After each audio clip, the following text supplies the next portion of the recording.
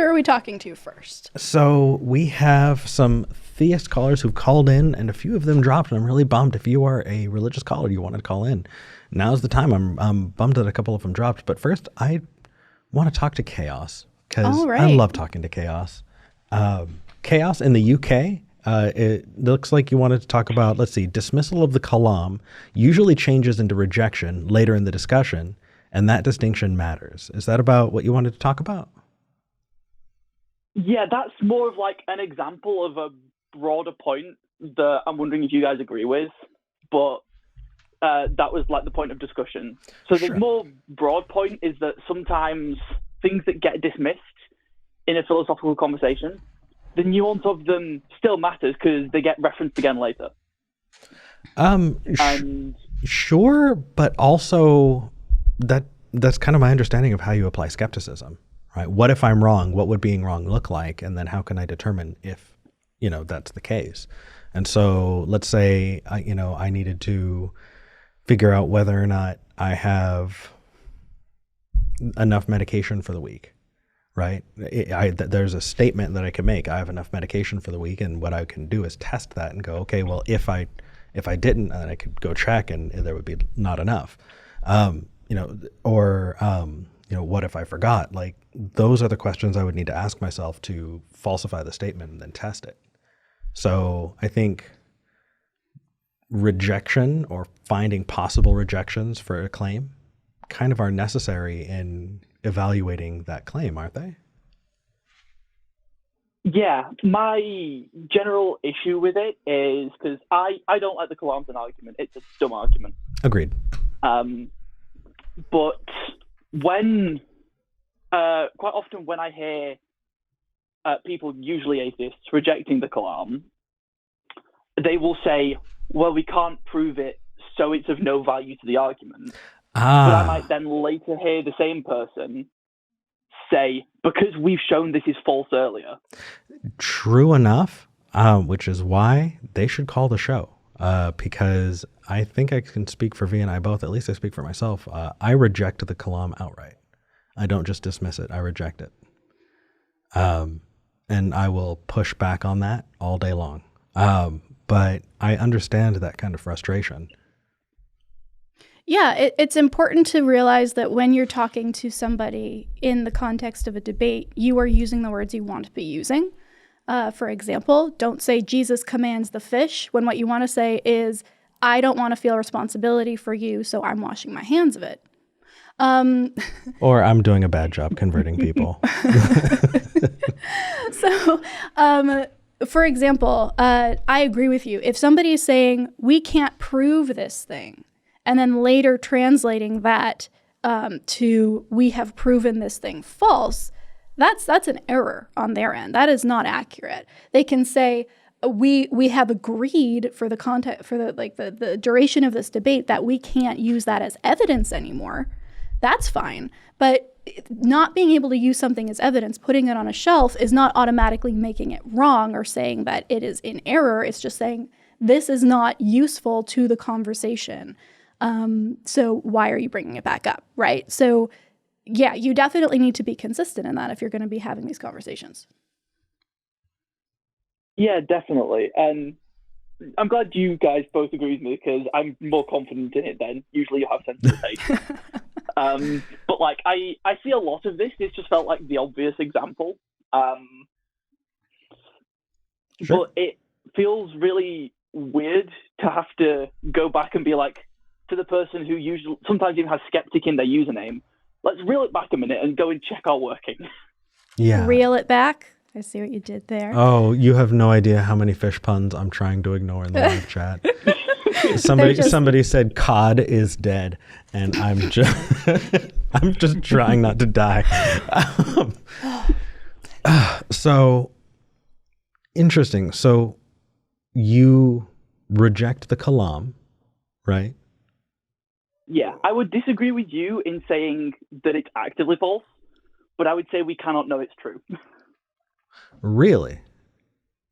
Yeah. So are you going classic Kalam or wait, no, that's Kalam. Sorry, I was going to say, are you going classic cosmological? Like, obviously you're not. Could you please call in? Because could you please call in again with that topic? Because I would love to talk about that. Well, I mean, they've only been on for 4 minutes. If you wanted to get into it, that would be really Chaos, interesting. would you like to get into it? Ooh, yeah, let's do that. Yeah, let's do it. Cool. Okay. So, Eric's excited. I know, right? Okay, so what I want to talk about isn't the cosmological argument, because the cosmological argument is boring. It's been had for hundreds of years. The Kalam cosmological argument is an addendum. It takes the cosmological argument and then it has more to state. So what do you know of the Kalam, and could you possibly present it so that we can discuss it in a way that the audience can follow with us? Sure. So Cool. It's just occurred to me that there's a second half that some people sometimes also call the Kalam that I would actively reject. Okay. So I would it imagine. depends how we're defining terms here. I'm going with William Lane so- Craig's formation of it. So the first bit is usually everything that begins to exist had a cause. The universe Began to exist. began to exist. Therefore, the universe has a cause. Right. That's the cosmological.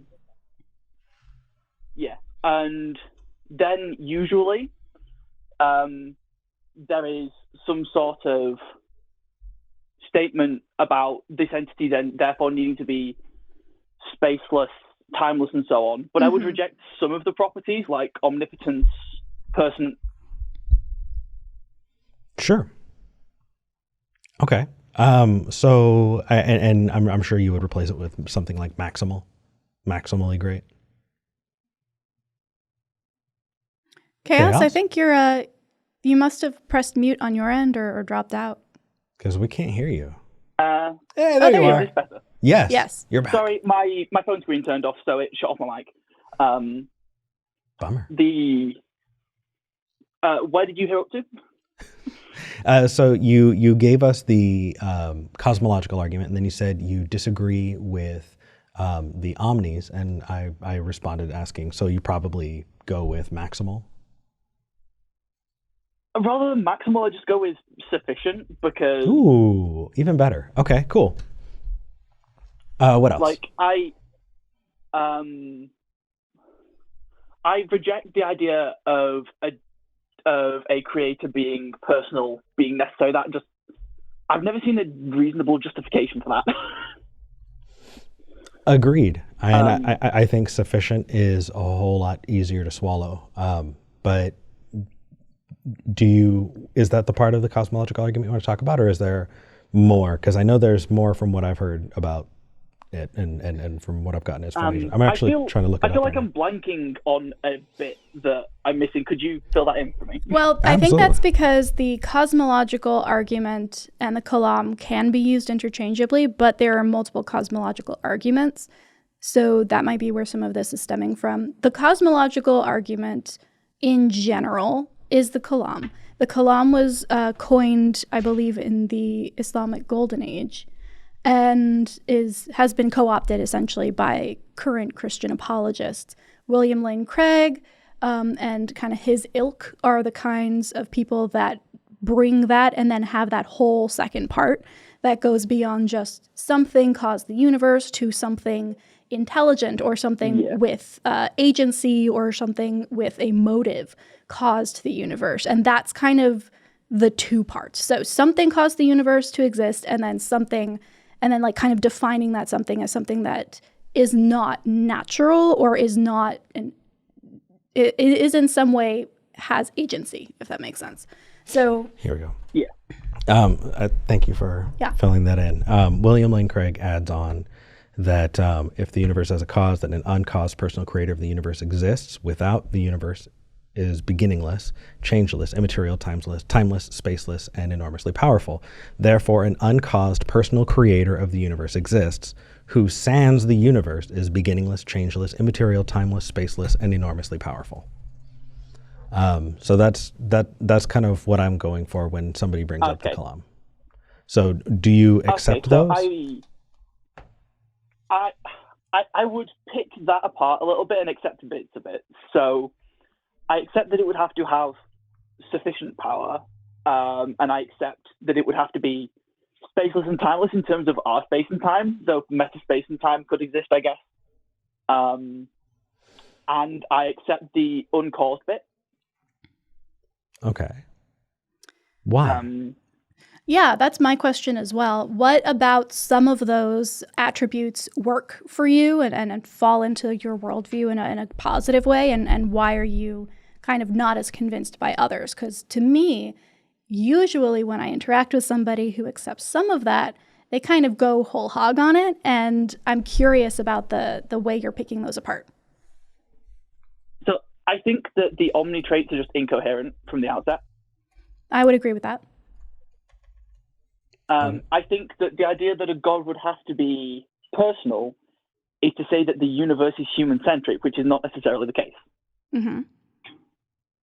I accept spaceless and timeless because insofar as I usually hear a definition of the universe, if something existed in our current understanding of space and time, that would simply functionally be the universe. Sure.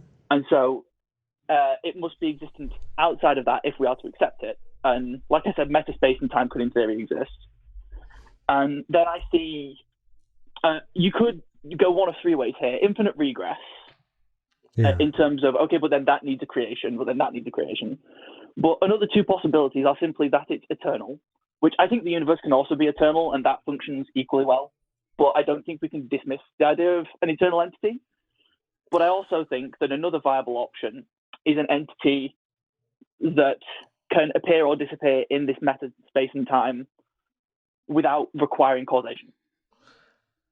Interesting. I'm sure you understand that I see a couple of leaps in there, and the could would be contingent on some really, really big things, like whether or not something can come from nothing, if that's even if that even makes sense, if something like metatime exists, or if, an entity, there's so much kind of wiggle room in there. I think that if something was sufficient to create a universe, then it's more likely that it doesn't have a mind than if it did, because a mind requires agency. The mind thing, I forgot to mention that I reject that.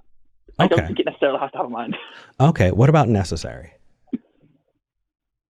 Because that's one of the big ones that gets leaned on in the Kalam cosmological argument, is that I don't like people using the whole necessary thing. I think that depending on how the universe functions, I guess it could in theory be necessary. Well, so because we don't know. Well, so the reason that goes in, I want to bring the conversation to ontology, and I need to not do that because that's not what you called in about. So I need to reel it back. Hold on. V, is there anything you want to do? I'm not going to talk about the reeling again. I will not bring it up. V, why would you? I'm sorry. I can't help it. Oh, you are such a dad. Okay. Well, so here's the thing then. Chaos, from what I'm hearing, it feels like you kind of just have thrown out that second part altogether. Is there anything from that second part that you do find useful beyond sufficient?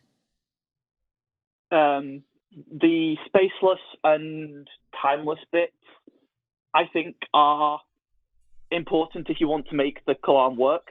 Okay. I think you're right. I think that's accurate as far as my understanding, my very, very limited understanding of cosmology goes. If you want to propose that there was a before space and time, and something lives there, that thing cannot be bound by space or time. The problem for me comes from that doesn't feel like what we have seen to be the case in terms of how things have started, right? Like there is no before space and time. That doesn't make sense. Yeah. Okay. And so I think the thing to bring back round in case someone in the audience has kind of lost this bit in all of our discussing the philosophy behind it is that this is not a setup of the Kalam that or the cosmological argument, if that's more accurate, that I'm actively accepting. It's just one that I don't think I can actively reject. Mm-hmm. Okay. So Chaos has given their reasoning for not wanting to reject it outright. Eric, you say you do reject it outright. Where is it coming in for you? Where are you standing here? Sure. Where I go with that is the timeless, spaceless piece. I reject the idea that existence can be without time or space. I think that you need a couple of things. If I were to describe something that does not exist in space, I've eliminated an ontological entity entirely. I can talk about a concept, but not an actor, not a physical thing. If I'm talking about without time, also it is you lack the ability to do anything. In my mind, I imagine something without time being like a statue. Having the act of creation would require that, because creation is something that would need time. And so, your idea of meta time, I haven't really heard about that and haven't really interacted with that. And so I don't know. And that might cause me to change my opinions. It might not. But based on those two, I've got to throw that out just because I feel like you need those things, that they're kind of, I just imagine like 3 tent poles, right? Holding up the tent. Yeah. I feel like you can't just have one of those tent poles. I feel like you need all 3. Yeah, and if I rejected the idea of meta time, I would agree with you. I think that's identified our sticking point there, is the idea of meta time. Now, I think the idea of meta time renders the Kalam functionally useless anyway, other than as a hypothetical explanation. Okay. Well, I don't know if we're in the weeds or if we're right on point with where we need to be, but well, I think it's cool that we found exactly where the disconnect is. Yeah. And it's exciting to me always when the disconnect is something that we have not rejected yet and something we just don't know about. So what I'm going to want to do is look into what meta time is. I tried to Google it real fast just to see if I could come up with some kind of answer, and all I got was Facebook metaverse stuff, gosh. which is annoying. But yeah.